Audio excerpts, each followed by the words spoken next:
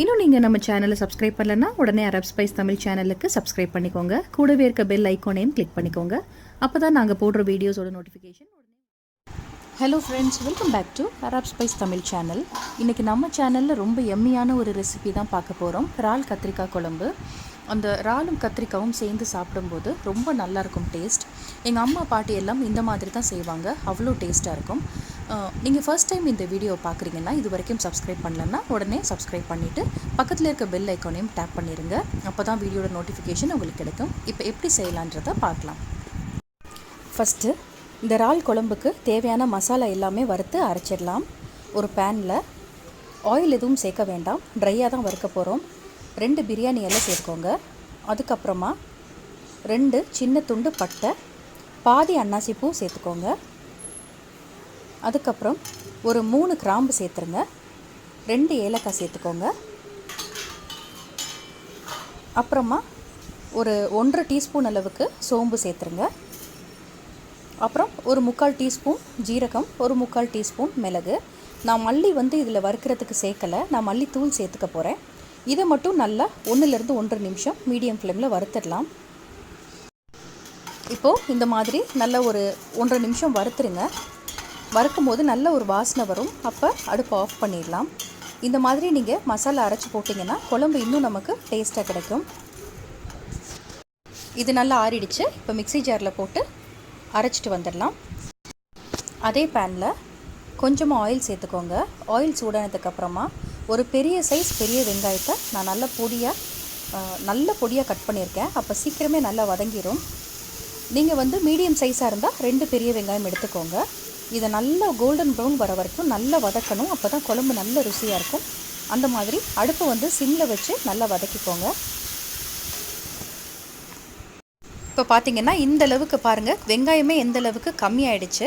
இந்த அளவுக்கு நல்லா வதக்கி விட்டுருங்க. இப்போ நல்லா வதங்கிடுச்சு.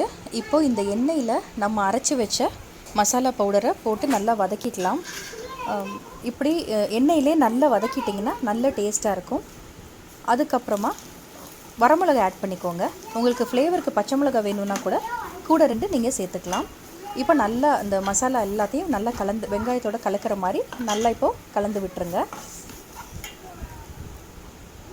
அதுக்கப்புறமா நான் 2 தக்காளியை கட் பண்ணி வச்சுருக்கேன், அதையும் இதோட சேர்த்துடலாம்.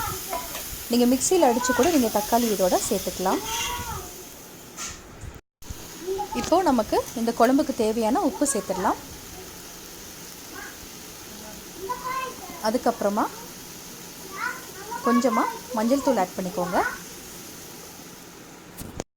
நீங்கள் உப்பு சேர்க்கும் போதே தக்காளி நல்லா குழஞ்சிரும். அதனால் இப்போ இதை சிம்மில் வச்சு தக்காளி நல்லா மசிகிற அளவுக்கு நல்லா வதக்கி விட்டுருங்க.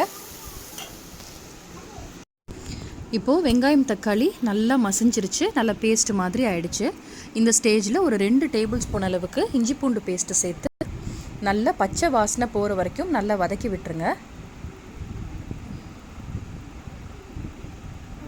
அதுக்கப்புறமா உங்கள் காரத்துக்கு ஏற்ற மாதிரி சில்லி பவுடர் ஆட் பண்ணிக்கலாம்.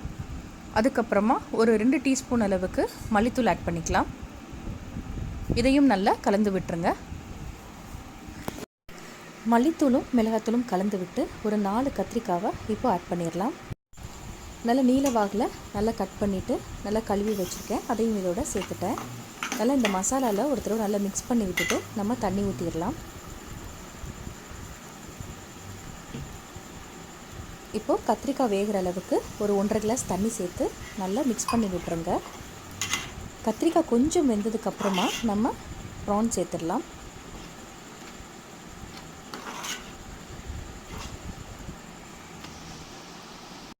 கத்திரிக்காய் வேகிறதுக்கு லேட் ஆகும், ப்ரான் சீக்கிரம் வெந்துடுறதுனால ஃபஸ்ட்டு கத்திரிக்காய் ஒரு 3/4 பதத்துக்கு வேக வச்சிடலாம்.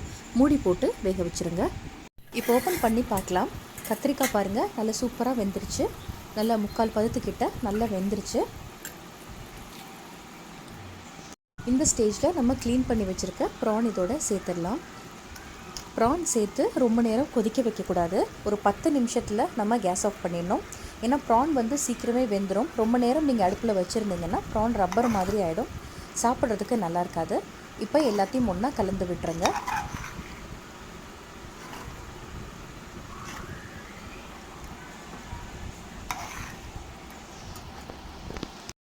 இப்போ ப்ரானை போட்டு கலந்து விட்டாச்சு. இப்போ ஒரு 4 சில்லு தேங்காவை நான் நல்லா பேஸ்ட்டாக அரைச்சி வச்சுருக்கேன். மிக்ஸி ஜாரில் போட்டு நல்லா அரைச்சி வச்சுருக்கேன். இப்போ அதை சேர்த்துடலாம். சேர்த்துட்டு உங்களுக்கு எந்த அளவுக்கு குழம்பு கன்சிஸ்டன்சி வேணுமோ அந்தளவுக்கு தண்ணி சேர்த்துக்கோங்க. தண்ணி சேர்த்துட்டு மூடி போட்டு ஒரு 7லேருந்து 8 நிமிஷம் இதை வச்சுருங்க. அதுக்கப்புறமா நம்ம கேஸ் ஆஃப் பண்ணிடலாம்.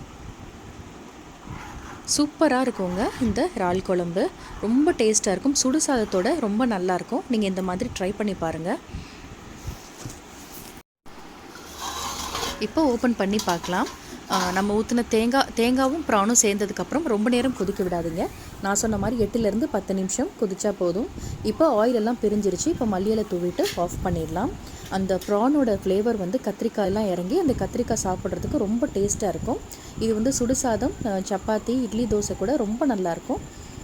நீங்களும் கண்டிப்பாக இதை வீட்டில் செஞ்சு பார்த்துட்டு உங்களோட ஃபீட்பேக் எனக்கு சொல்லுங்கள். யம்மியான இறால் கத்திரிக்காய் குழம்பு ரெடி ஆகிடுச்சு. நீங்களும் ட்ரை பண்ணி பார்த்துட்டு உங்களோட கமெண்ட்ஸ் எனக்கு சொல்லுங்கள். மறக்காமல் நம்ம சேனலை சப்ஸ்கிரைப் பண்ணிவிட்டு பக்கத்தில் இருக்க பெல் ஐக்கானையும் கிளிக் பண்ணுங்கள். இவ்வளோ நேரம் பொறுமையாக பார்த்ததுக்கு ரொம்ப நன்றி.